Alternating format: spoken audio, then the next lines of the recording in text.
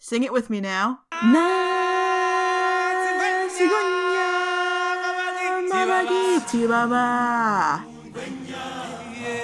Hello everybody, I'm KC and welcome to another edition of Let's Talk About. Today, let's talk about one of the greatest achievements in animated film. Is that too much praise? I don't care, I love this movie! The Lion King is hands down my favorite animated movie and one of my all-time favorite films. And given some recent developments, including this being the movie's 25th anniversary and the live-action remake that came out this year, I thought it was time to gush incessantly about one of my favorite Disney franchises. Because we're not just going to talk about the original Lion King in all of its glory. Oh no. We're also going to look at several different installments that turn this one unexpected cinematic success into a generation-spanning franchise. Like pretty much everything else Disney has made that made money. Not all things Lion King related, because there's surprisingly a lot, but some of the more significant pieces. And who knows, if these videos do well, maybe we'll take a look at parts of the franchise I left out another time. And yes, I am aware that Golden Fox is doing a very similar series, but more than one brony can have a deep personal love for the Lion King, okay? With that said, check out his video. It's pretty good. This is Look Back at the Lion King.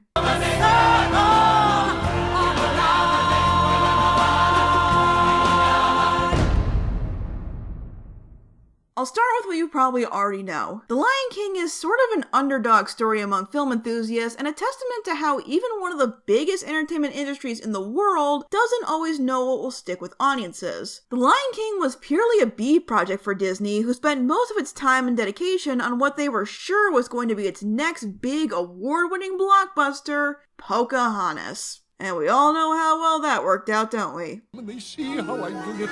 Regardless, co-directors Rob Minkoff and Roger Allers, neither of which had ever directed before, though Allers had some credit on pretty much every major Disney movie made during the Renaissance at that point, and producer Don Hahn, who previously produced Beauty and the Beast and would go on to do the same for The Hunchback of Notre Dame, and everyone else on this marvelous team set out to make something great despite, or possibly because of their status as the less important project. And at this point, I'd say the results speak for themselves, but if they did, this would be a much shorter video, so let's talk about the movie. For all four of you who don't know, The Lion King follows the life of Simba as he learns about the responsibilities of his future position as King of the Pride Lands and works to overcome every enemy, tragedy, and inner and outer obstacle that stands in the way of him taking his place in the circle of life. I'm honestly not sure where to start here. This is such a huge topic. There's just so much I could say about this movie. Let's go with the animation. The part that immediately catches your attention is something that I've grown to appreciate more and more as I've gotten older. I honestly don't think any Disney movie looks or feels quite like The Lion King from an artistic standpoint. There were a lot of techniques that were rarely, if ever, used in traditional animation back then that were utilized seamlessly in this movie. From how the camera shifts focus from the background to the foreground, to using computer animation techniques in the environment with things like cloud and weather effects, and of course the iconic wildebeest stampede. Like, that sequence alone makes us feel more cinematic in scope than any Disney movie up to that point. Yes, it was done with CG animation, but it was so detailed that while you can easily tell it's CG, it's not distracting in the slightest. Mostly due to the fact that they took painstaking effort to ink the wildebeest like traditionally animated characters, and giving various wildebeest unique movements to make it look more natural. I'm also really fond of the use of color. Every frame uses color beautifully to portray the mood of a scene. Without a single character speaking a line of dialogue, you can probably get the sense of a scene just by looking at the atmosphere the color creates, especially with how they incorporate different times of day. It's not just night and day in this movie, it's dusk and dawn, a sun bathing the savannah in an iconic opening sequence where the sun setting as a father has a difficult conversation with his son. Different natural environments that in turn create different tones and different ways the characters interact with these gorgeous settings. From the dingy browns of the rundown elephant graveyard to the multitude of natural and vibrant colors in the jungle Timon and Pumbaa call home, even the more fantasy-based musical numbers like I Just Can't Wait to Be King and Be Prepared carry over the vibrancy of the colors and the unique environment of the African savannah as the characters transition into them in a way you could really only do in animation. And I don't know if this is a weird thing to point out, but as a kid and even now, I always liked the character animation in this movie. It was the first time I I saw animated animal characters move and interact like animals, and there was something fascinating about that to me. Sure, they do a lot of things actual lions and warthogs and monkey-chimp hybrids couldn't, but they all have such unique ways of interacting with the world around them and each other. And it really shows just how much work went into bringing the physical and visual language of this movie to life in a way that was different yet consistent. I think the only characters who move remotely like people are Timon and maybe Rafiki, which makes sense. I know I'm going way more into the technicals than I usually do, but it's something that's always fascinated me about The Lion King. You see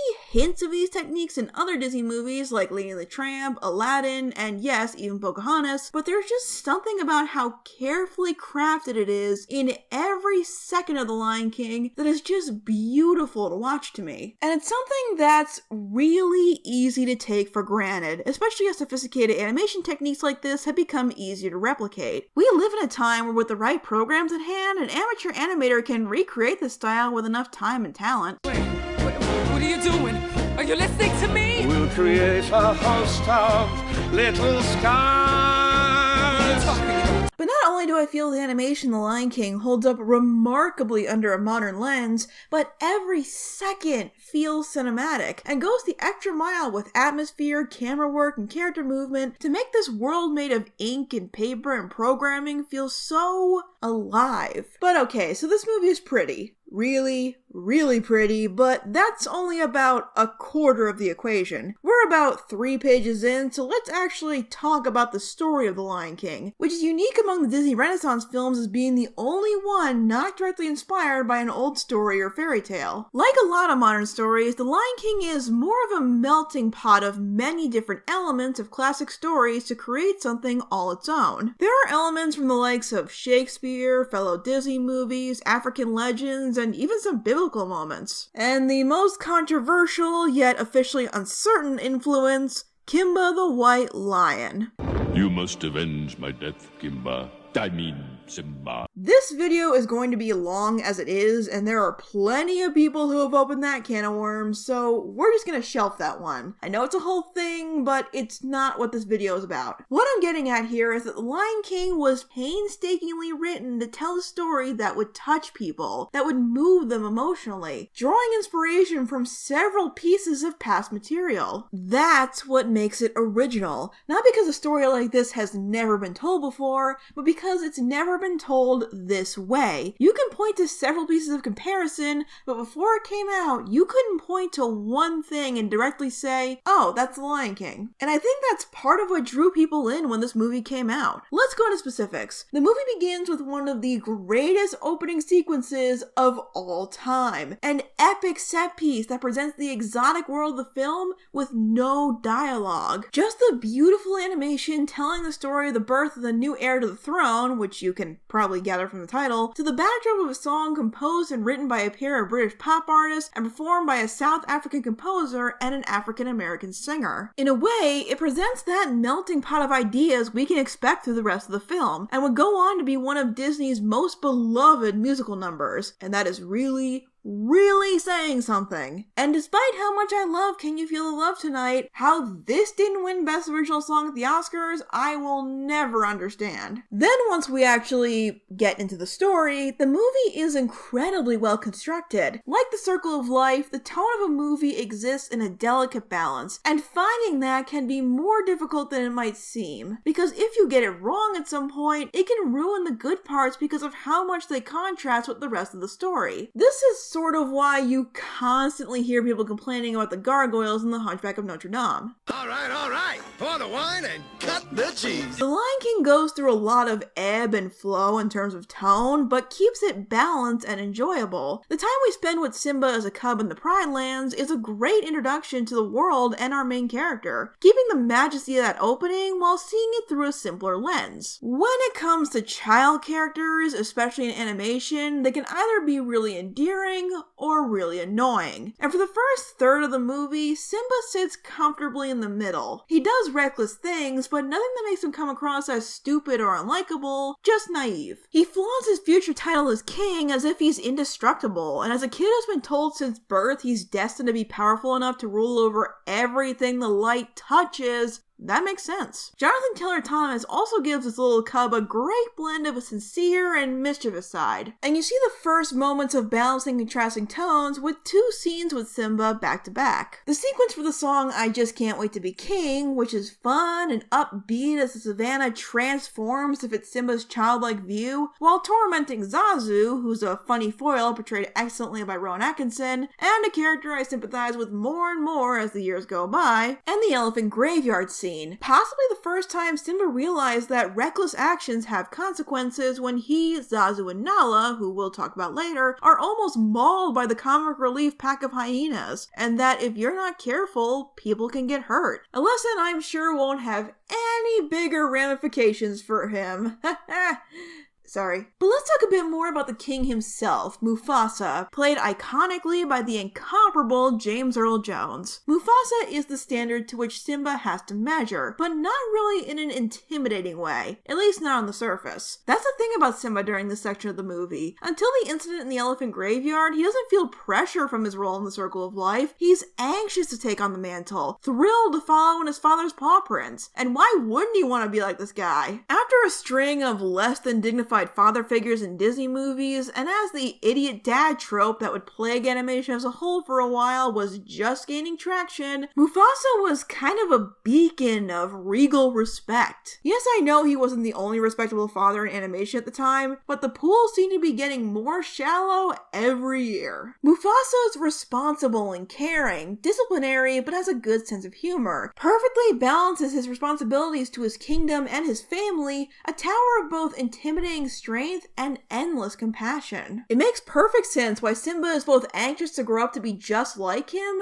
and a little intimidated that he'll have to live up to him when he fails so badly against the hyenas, leading to one of the most iconic images in the movie. But every shining light casts a shadow, and in Mufasa's case, it's his younger brother and my favorite Disney villain of all time, Scar, played brilliantly by Jeremy Irons. And I'm not alone in my feelings towards Scar. He is very beloved and regarded as one of the best Disney villains out there. And again, that's really saying something. From his fabulous and menacing design, to the strength in Irons' voice work, to his presentation as a villain throughout the film. Before the elephant graveyard scene, Scar is portrayed as a scruffy outcast, the bitter little brother who wanted to rule the Pride Lands, and you get the sense that the only reason this guy is still living in the kingdom is out of the misguided kindness of Mufasa's heart. But while Scar's motives are clear from the very first words he says on screen, he still keeps his cards close to his chest. It always seemed to me like he just lived in bitter resignation at being in his brother's shadow until yet another roadblock came between him and becoming king, Simba. He clearly wants the little hairball out of the picture, but again, he plays the long game, waiting until he's old enough to make a flawed decision or get into an accident that couldn't be traced back to him. While it's not quite clear how long Scar has been aligned with the hyenas, it's definitely an alliance of convenience. Knowing that he can easily pin the blame on the hyenas if he needs to, which he kinda does, but we'll get to that. But he uses the failure at the elephant graveyard to his advantage. He knows Simba trusts him, he knows the hyenas can do his dirty work, and he knows that if Simba's in trouble, Mufasa will come running wherever he is. Which leads us to one of the best songs in the movie,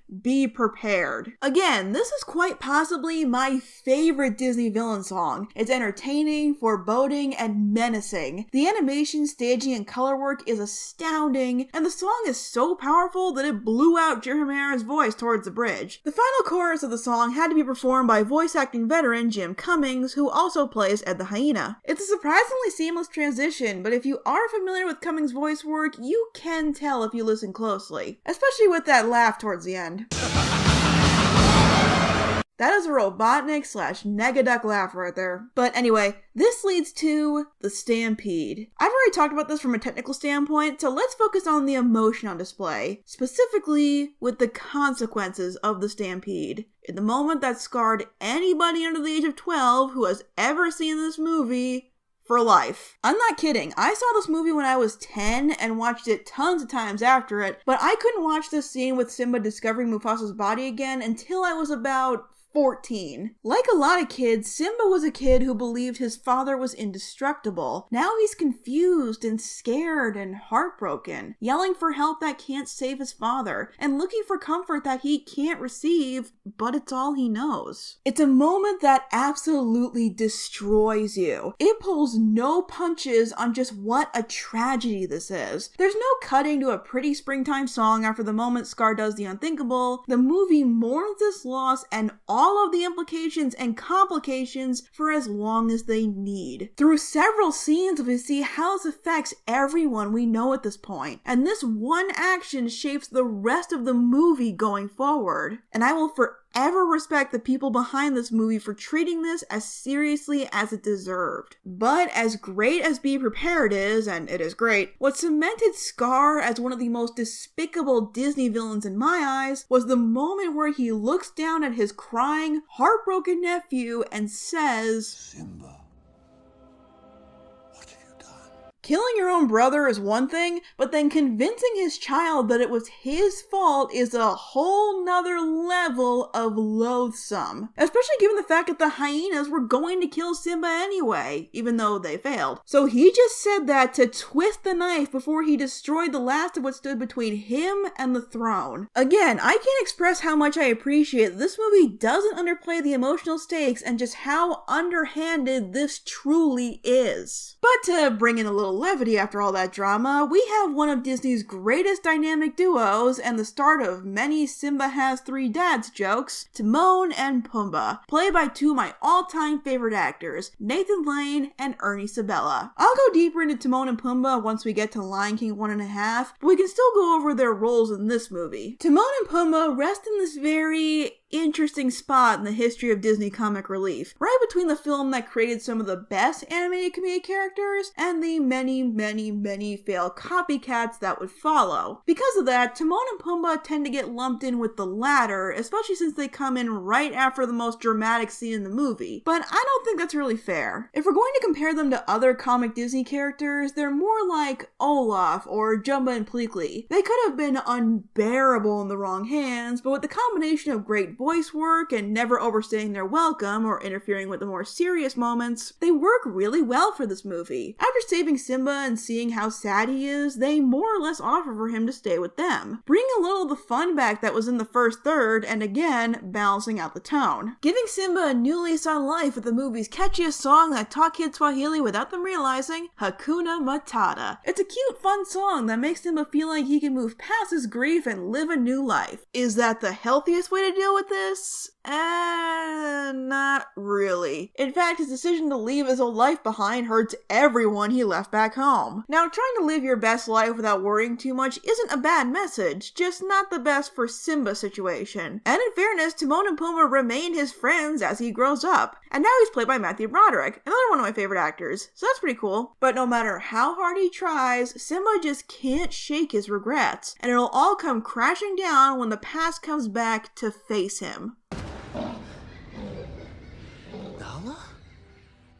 Before we finally talk about Nala, I want to dedicate a moment to this movie's love song, Can You Feel the Love Tonight? Mostly because it's the main reason why Elton John, of all people, agreed to write the music for this, at the time, B project of a movie. You can tell that this is one of the songs from the soundtrack he was the most passionate about, talking about how many great love songs Disney movies had, and that the song expresses Simba and Nala's feelings for each other far better than dialogue could. And it does. I'm also usually not a fan of musicals having a main song sung over the events instead of by the characters, but it works in this case, letting the audience soak in the intimate moments between these two without having to worry about them performing the song, even though they do briefly, but again, not out loud. It's just a beautiful sequence when it's all put together. But those tender moments don't last for long as Nala continues to try and convince Simba to go home. And here's where I'm finally going to give Nala the credit she deserves because she is an awesome character. Like a lot of other female Disney characters in the 90s, Nala was able to share the screen with her male counterpart without being a wilting flower. She was just as adventurous and mischievous as Simba, but she wasn't just a clone of him either. She was a bit tougher, a little more curious, and as she got older, a stern voice who doesn't take things lying down. The only reason she finds Simba in the first place is because she left the Pride Lands to find someone who can help them. Once she got old enough to run off on her own, she went in search of someone who can help her homeland and the pride Simba left behind. She might be a bit too tough on him, but she doesn't know the extent of what he's feeling, and she tries to understand, but Simba won't talk to her. She's both determined and dependable, and while she's not as eccentric as some of the other characters, she's still a great one. And I know she's technically a queen by the end of the movie, but the fact that she's not an official Disney princess was always so unfair to me. Also, props to her adult voice actress Moira Kelly. But this is where we come to quite possibly the most important scene in the film, where Simba runs into the very eccentric yet very wise Rafiki, played by TV's Benson himself, Robert Guillaume. I would love to know how they ultimately decided on how Rafiki would be portrayed, because it's so endearing. His presentation is brilliant because whether he's quiet, reserved, or swinging around and singing nonsense, it all still feels perfectly in character. Rafiki is kind of the embodiment of how well this movie balances contrasting tones, like I keep saying. After all, I don't think any other knock on the head in Disney history is more iconic than Rafiki's. It's both insightful and silly and gets across the entire message of how even though the past can hurt, you can still learn and grow from it, weirdly poetically. But if you think I'm skipping over the he lives in you moment, you are crazy. Because I think this moment where Mufasa's spirit returns to give his son some final words of guidance and perspective, to remember who he is and where he belongs, in all of its beauty and spirituality, is what elevated The Lion King to something special. The original plan was just for Mufasa to die and having that be it. But having these last few moments with him as his image envelops the entire sky above is just as powerful as his death, if not more. Showing that Mufasa was right. The kings of the past live on through what they leave behind, and they will be there for guidance as the circle of life moves on. In this moment, Simba realizes that as long as he carries on what he admired so much about him, his father is never really gone. Everything about this scene is spectacular. How the score swells up as Mufasa's image forms to become clearer and more defined and colorful. James Earl Jones' godlike yet subtle performance. I don't feel like I'm conveying just how beautiful and impactful this moment is, but you've all seen this movie and this part gives everyone chills, so just know that I probably feel the same way you do. With this revelation, Simba heads back to the Pride Lands with his friends not too far behind, but the place is looking a bit run down these days. Weirdly enough, this is something else about Scar that I find appealing. He was so determined and driven to become king, and was pretty clever about it. But once he does, he stinks at it. All he cared about was the title, not the responsibilities that come with it. Once he succeeds, his ambition sort of disappears because there's nothing else for him to achieve. It doesn't matter to him if the land is suffering and his subjects are close to starving. He's the king. He's in charge, and he is the most important person in the land. And we sure are lucky that kind of egotism is confined to fiction, right? Some people think it wasn't possible for Scar's rule to make the Pride Lands go downhill this drastically, and that Scar just got blamed for, I don't know, an extreme drought. But I fully buy that years of neglect from the leader of the land would make the land look a bit shabby. I think Timon put it best. Talk about your fixer-upper.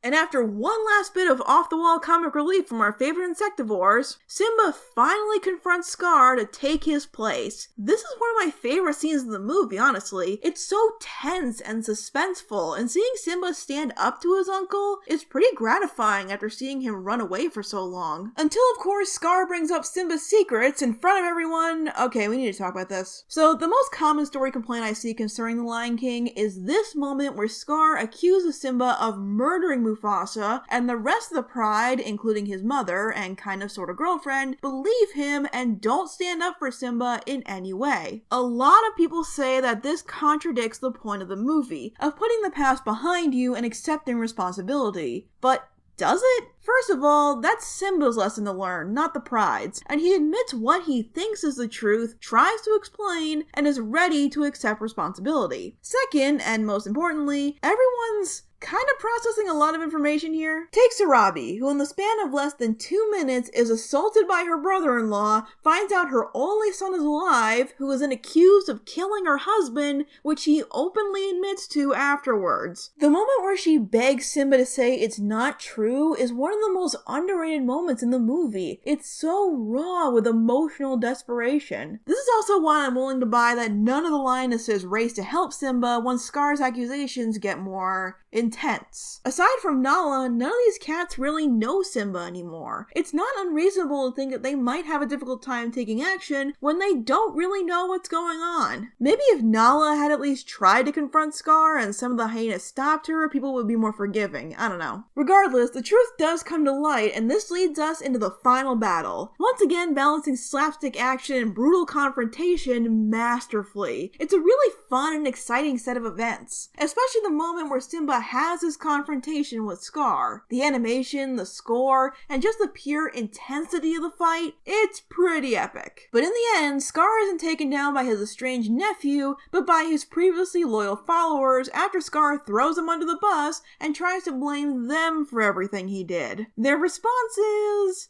unkind. I've heard people criticize the hyenas' role in this movie over the years as nothing but ravenous, simple-minded outsiders. And if you know anything about real-life hyenas, I get it. I get how that could be seen as lackluster research, but in terms of their actions, I think this moment saves them from being total stooges. They didn't take Scar out because they were hungry or something. If they wanted to serve up Scar with fava beans and a nice Chianti, with their numbers, they could have done that at any time, but they stayed loyal to him. And it's only when Scar betrays that loyalty does he get his comeuppance. Heck, Scar's plans could have been responsible for the hyena's bad reputation in the Pride Lands, but that's delving way too deep into headcanon territory. Let's just add this to the pile of surprisingly brutal Disney deaths and move on. And with only Rafiki's affirmation telling him that It is time.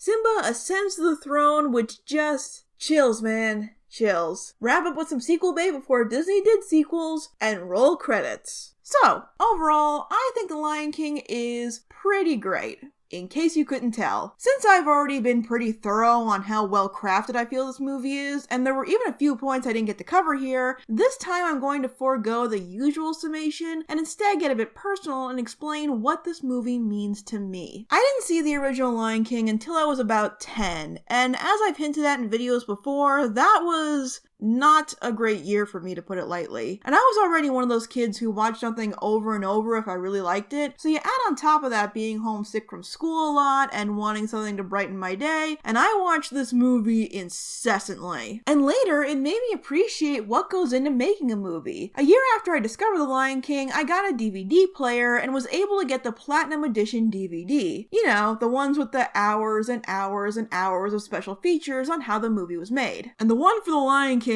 is thorough. There's even hidden features on it, so there was always something new to find. In between playing Timon and Pumbaa's Jungle Cruise, of course. And just seeing all of the love and care and dedication put into this thing that I had grown to love so much, how much time and effort, and how many people believed in this beautiful movie that no one else did at the time was so inspirational to me. Seeing the whole process laid out like that played a big part in shaping my love for filmmaking. And the movie on its own is a masterpiece to be admired. That doesn't mean it's perfect or without room for improvement. I've said before that I don't believe in a perfect movie, but The Lion King, while not perfect, is special. But I think what makes The Lion King stand out to me personally is something more subconscious. What Simba's journey might have meant for me in a time in my life where I was first discovering adversity. That sometimes life throws you things you can't expect, and you can't run away from that. You just have to learn to deal with it. You can't close yourself off because that's not going to make things better. What you can do is find support, face your pain and fear, and prove that you're stronger than it. I know there's all this stuff out there about how The Lion King is about preserving monarchy and rejecting immigration and blah blah blah blah blah. Seriously, I mean, come on. To me, it was more about how we all have a place and an essential role to fill if we're willing to look. And the greater impact it leaves when that role is neglected, or fulfilled. And more importantly, that when those terrible things happen and you can't go back to the way things were, and you feel all alone, that doesn't have to last. Things can even change for the better after bad things happen. You just have to be willing to take action, to learn from what happened in the past and use it to improve your future and whatever path you take. Even if I may not have realized it at the time, The Lion King showed me that no matter how difficult life gets, things can get better, even if it takes a while. A beautiful and important message to send to anyone, especially kids. And I will forever love and admire The Lion King for accomplishing that. And it turns out that after all of that, after everything The Lion King delivered as a movie and as an experience, the circle of life continued. Next time, we'll be heading back to Pride Rock for The Lion King 2, Simba's Pride. Thanks for watching, and I'll see you guys next time.